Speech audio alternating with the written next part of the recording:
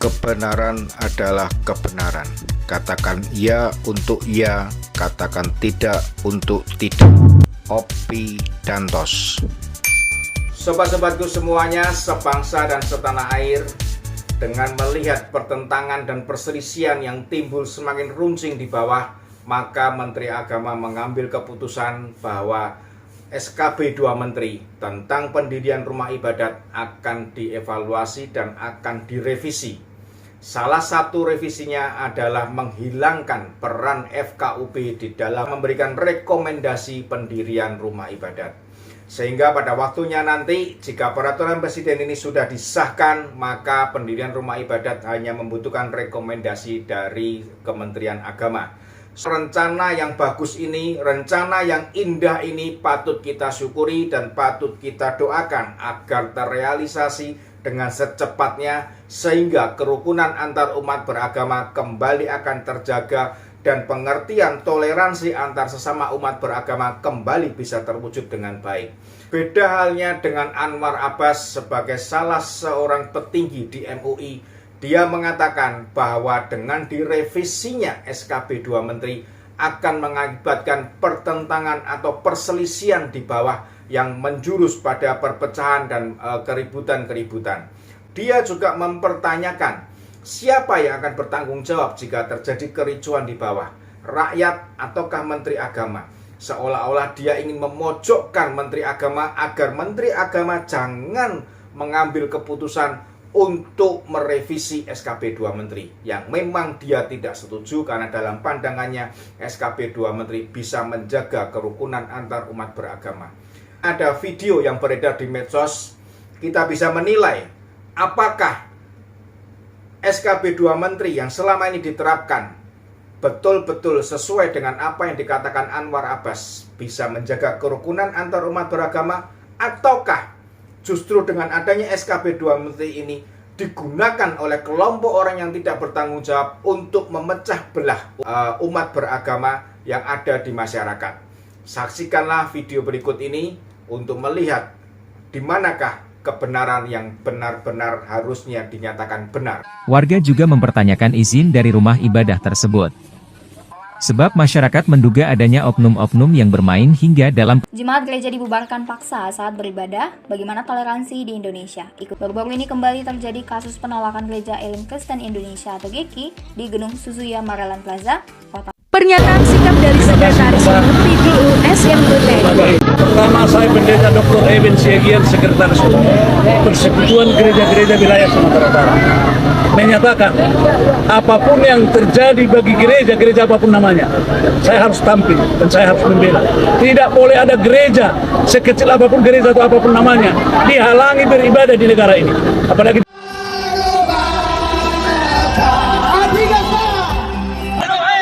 pertama, saya ucapkan terima kasih abang-abang semua di sini. Jangan ada lagi kasus penutupan tempat ibadah. Jangan ada lagi kasus pembubaran orang beribadah.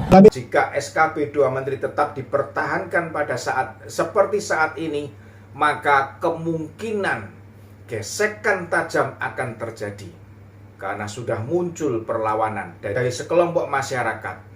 Karena saat ini sudah banyak kelompok-kelompok masyarakat yang tidak setuju dengan adanya pelarangan-pelarangan pendirian rumah ibadah atau pelarangan terhadap kegiatan suatu umat untuk beribadah. Sejatinya kelompok ini sebetulnya ingin memaksakan kehendaknya, dan itu terbukti pada beberapa waktu yang lalu. Mereka seolah-olah memegang kunci surga. Menurut kelompok ini, merekalah yang paling benar. Apakah benar seperti itu, sobat-sobatku semuanya? Saya ingin mengajukan pertanyaan, ada berapa Allah di dunia ini? Masing-masing agama membenarkan bahwa dirinya adalah agama yang paling benar. Secara internal mereka mengajarkan kepada umatnya bahwa inilah yang benar.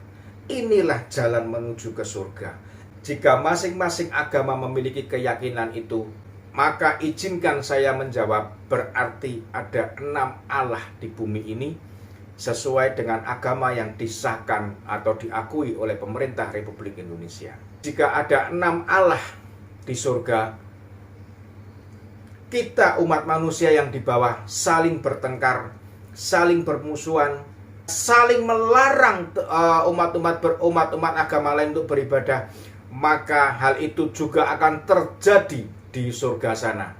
6 Allah ini masing-masing akan bertengkar. 6 Allah ini masing-masing akan membenarkan dirinya sendiri. Dan 6 Allah ini akan mencari siapa yang paling berkuasa dan siapa yang paling benar.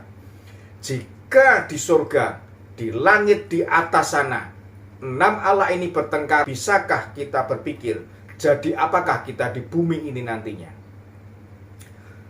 Allah Sang Pencipta saja bertengkar, Allah Sang Pencipta saja berkelahi, apakah bumi yang diciptakan tidak hancur berantakan? Sejatinya hanya ada satu Allah.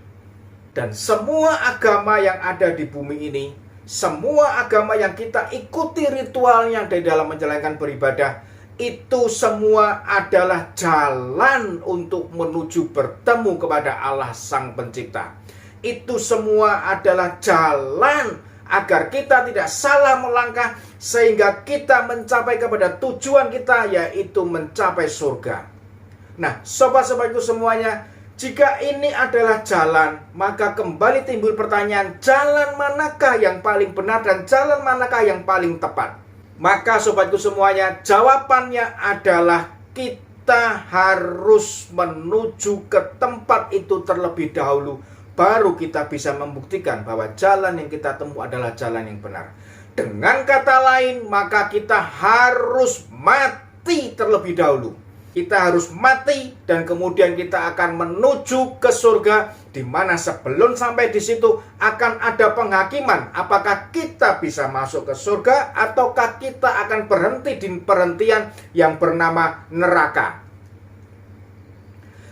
Jika ternyata kita di dalam penghakiman itu lolos dan kita lulus, maka kita masuk ke surga, maka jalan kita adalah jalan yang paling benar dan tentu agama yang lain itu adalah salah.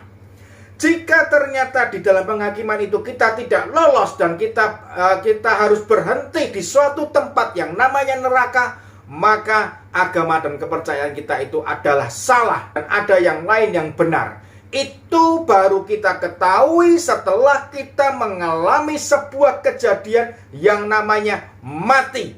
Sebelum kita mati, sebelum kita sampai di sana, kita tidak bisa menghakimi, kita tidak bisa mengambil kesimpulan saya yang paling benar, yang lainnya adalah salah, karena kita sendiri belum mengalami apa itu yang namanya surga, apa itu yang namanya neraka. Jangankan mengalami, melihat saja mungkin kita belum pernah.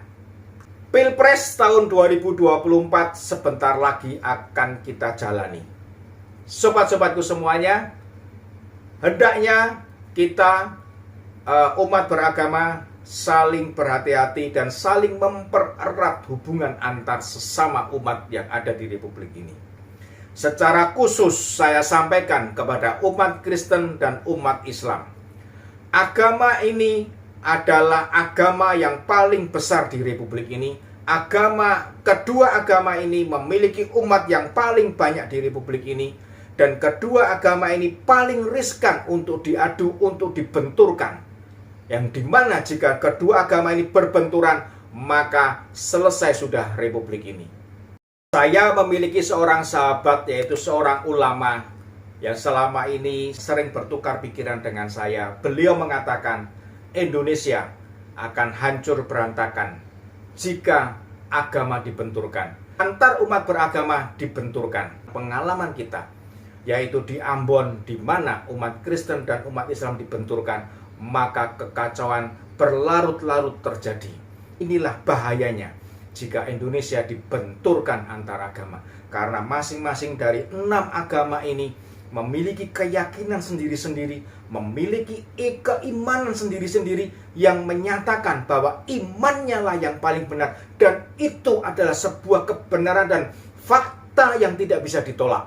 Dan itu adalah sebuah keyakinan di mana mereka akan menuju surga menurut keyakinan mereka jika mereka memilih jalan atau jika mereka memeluk agamanya.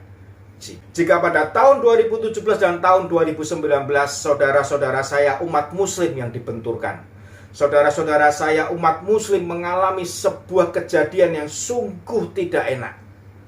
Sesama umat mereka dikafirkan, sesama umat mereka menghakimi orang lain, sesama umat mereka melarang untuk melakukan ritual keagamaan pada saat ada seorang umat meninggal dunia di mana jenazahnya harus dilakukan ritual keagamaan. Ternyata tempat ibadah digunakan untuk politik identitas memenangkan seorang calon di pemilihan gubernur DKI pada waktu itu. Sebuah kejadian yang itu sangat dalam menyentuh hati saya.